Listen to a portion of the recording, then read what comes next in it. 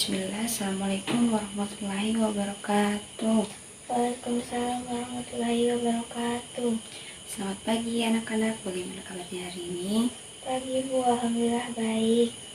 Baik, sebelum memulai pembelajaran, ada baiknya kita berdoa dulu ya. Silakan ketua kelasnya dipimpin doanya. Sebelum belajar, mari kita berdoa. Bismillahirrahmanirrahim. Rabbi zidni ilman warzuqni fahman. Amin. Baik, sebelum itu Ibu absen dulu ya. Siapa teman yang tidak hadir hari ini? Akila. Kenapa Akila tidak hadir? Sakit. Baik, kita doakan ya, semoga Akila dapat mengikuti pelajaran kembali seperti biasa. Anak-anak, ada yang masih ingat materi kita minggu lalu? Saya Bu. Ya, silakan. Nilai juang proses perumusan Pancasila Bu. Ya, jadi materi kita minggu lalu adalah nilai juang proses perumusan Pancasila. Nah, apa saja nilai-nilai juang proses perumusan Pancasila? Ada yang masih ingat? Enggak Bu. Ya, jadi nilai-nilai juang proses perumusan Pancasila itu ada 3, yaitu yang pertama musyawarah, menerima pendapat orang lain, dan rela korban. Nah, sekarang kita akan belajar mengenai proses perumusan Pancasila itu. Nah, sebelum itu Ibu sebutkan dulu tujuan pembelajaran kita hari ini. Nah, yang pertama ada 2 tujuannya, yaitu yang pertama kalian dapat mengetahui proses perumusan Pancasila itu seperti apa. Kemudian yang kedua, kalian dapat mengetahui tokoh-tokoh siapa saja yang berjuang dalam proses perumusan Pancasila itu. Nah, anak-anak, pasti di sini kalian sudah mengenal apa itu Pancasila. Sudah? Ya Bu, sudah. Coba kita sama-sama menghafalkan kembali bagaimana bunyi sila-sila itu. 1, 2, 3. Pancasila. 1. Ketuhanan yang Maha Esa. 2. Kemanusiaan yang adil dan beradab. 3. Persatuan Indonesia. 4. Kerakyatan yang dipimpin oleh hikmat kebijaksanaan dalam permusyawaratan perwakilan. 5. Keadilan sosial bagi seluruh rakyat Indonesia. Baik, semuanya pasti sudah hafal ya. Nah, kalian tahu tidak bagaimana proses perumusan Pancasila itu? Tahu? Tidak Bu. Jadi sila-sila Pancasila itu dirumuskan pada saat sidang BPUPKI. Nah, ada yang tahu apa itu BPUPKI? Tidak Bu. Nah, jadi BPUPKI itu adalah badan penyelidikan usaha-usaha persiapan kemerdekaan Indonesia. Karena dibentuk oleh Jepang, nama Jepangnya adalah Dokuritsu Junbi Chosakai. Nah, BPUPKI ini didirikan pada tanggal 1 Maret 1945 dan diresmikan pada tanggal 29 April 1945. Nah, BPUPKI ini mempunyai ketua. Ada yang tahu siapa ketuanya? Tidak Bu. Nah, jadi ketua dari BPUPKI adalah Dr. Rajman Wejo Diningrat. Dia juga mempunyai 2 wakil dari Indonesia dan dari Jepang. Dari Indonesia namanya adalah Raden Panji Suroso. Kemudian wakil dari Jepang namanya adalah Ichibangase Yoshio. BPUPKI mempunyai 69 anggota, 62 orang terdiri dari Indonesia dan 7 orang dari Indonesia. Nah, setelah terbentuk BPUPKI segera melaksanakan persidangan. Masa persidangan BPUPKI dilaksanakan pada tanggal 29 Mei 1945 sampai dengan 1 Juni 1945. Di masa persidangan BPUPKI membahas rumusan dasar negara untuk Indonesia merdeka. Di persidangan BPUPKI terdapat berbagai pendapat mengenai tentang rumusan dasar-dasar negara. Adapun tokoh-tokoh yang memberikan pendapat ada 3, yaitu Mr. Muhammad Yamin, kemudian yang kedua Mr. Sutomo, dan yang terakhir adalah Insinyur Soekarno.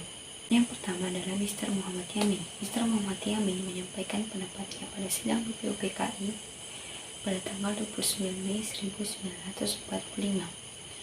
Adapun inti usul dari Mr. Muhammad Yamin adalah yang pertama, peri kebangsaan, kemudian yang kedua, peri kemanusiaan, kemudian yang ketiga, peri ketuhanan, kemudian yang keempat, peri kerakyatan, kemudian yang terakhir adalah kesejahteraan rakyat. Nah, yang kedua adalah Mr. Supomo. Mr. Supomo memberikan usulannya pada sidang BPUPK itu pada tanggal 31 Mei 1945. Mr. Supomo juga mempunyai 5 usulan.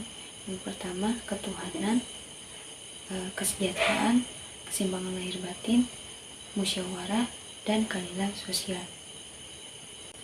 Nah, yang terakhir adalah Insinyur Soekarno. Insinyur Soekarno mendapat kesempatan untuk menyampaikan pendapatnya pada perumusan dasar negara Indonesia pada tanggal 1 Juni 1945. Ia juga mempunyai 5 usulan atau pendapat. Yang pertama yaitu kebangsaan Indonesia, yang kedua adalah internasionalisme atau perkemanusiaan, yang ketiga adalah mufakat atau demokrasi, yang keempat adalah kesejahteraan sosial, dan yang terakhir adalah ketuhanan yang Maha Esa. Nah, dari penjelasan Ibu tadi, apa ada yang mau ditanyakan?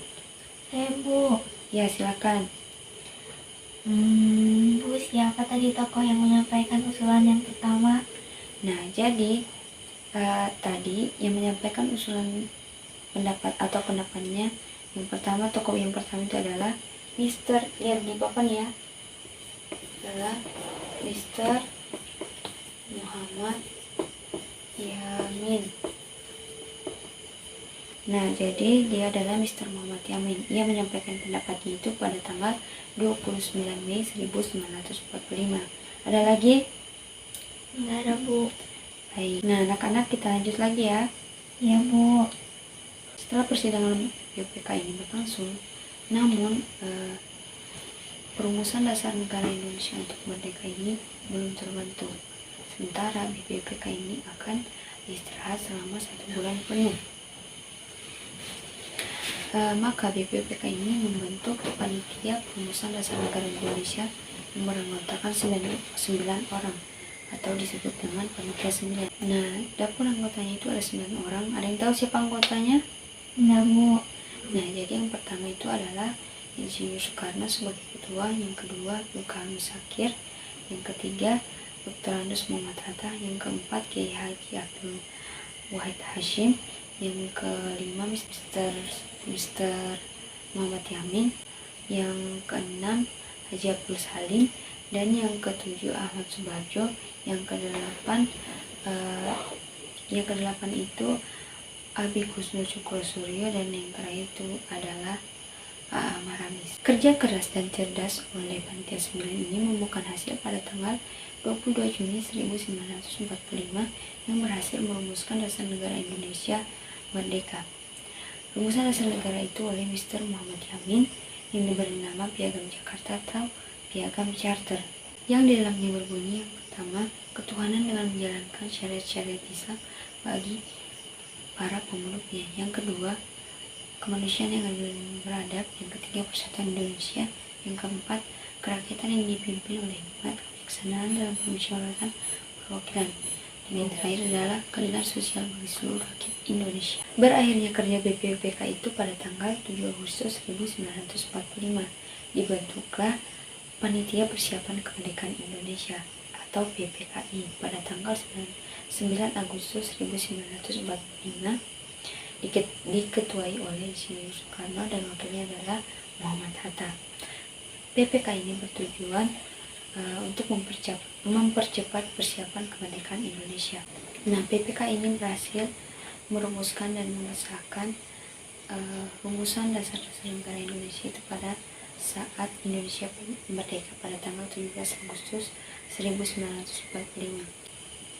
Nah, pada saat Indonesia merdeka pada tanggal 17 Agustus 1945, PPK ini berhasil merumuskan dan mengesahkan dasar-dasar negara Indonesia yang tercantum dalam Undang-Undang Dasar Negara Indonesia pada tanggal 18 Agustus 1945, yang bunyinya itu seperti yang kita kenal sekarang, itu yaitu yang pertama, ketuhanan yang Maha Esa, yang kedua, kemanusiaan yang adil dan beradab, yang ketiga, persatuan Indonesia, yang keempat, kerakyatan yang dipimpin oleh hikmat kebijaksanaan dalam permusyawaratan perwakilan, dan yang kelima, keadilan sosial bagi seluruh rakyat Indonesia. Baiklah, anak-anak, mungkin sampai di sini saja penjelasan dari Ibu. Ada yang mau ditanyakan? Nggak ada, Bu. Kalau begitu Ibu yang tanya. Ada yang masih ingat apa tadi itu BPUPKI? Ayo, siapa yang tahu? Nanti Ibu kasih hadiah. Nggak ada, Bu, yang ingat. Masa satu orang di kelas tidak ada yang ingat? Jadi BPUPKI itu adalah Badan Penyelidik Kan. Ya, badan penyelidikan usaha-usaha kemerdekaan Indonesia.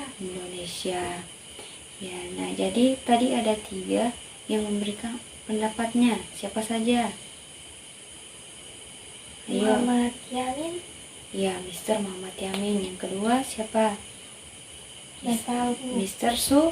Supomo. Dan yang terakhir adalah Insinyur Soekarno. Baik, mungkin itu saja.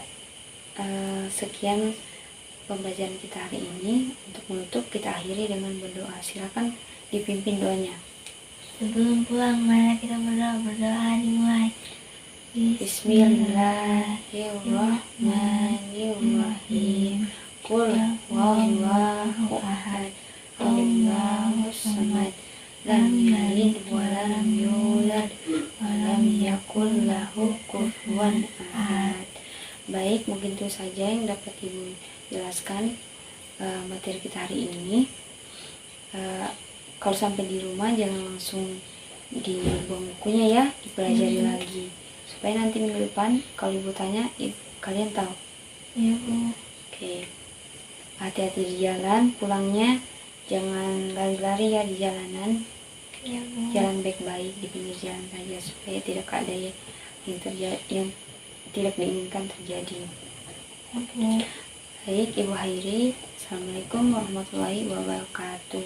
Waalaikumsalam warahmatullahi wabarakatuh.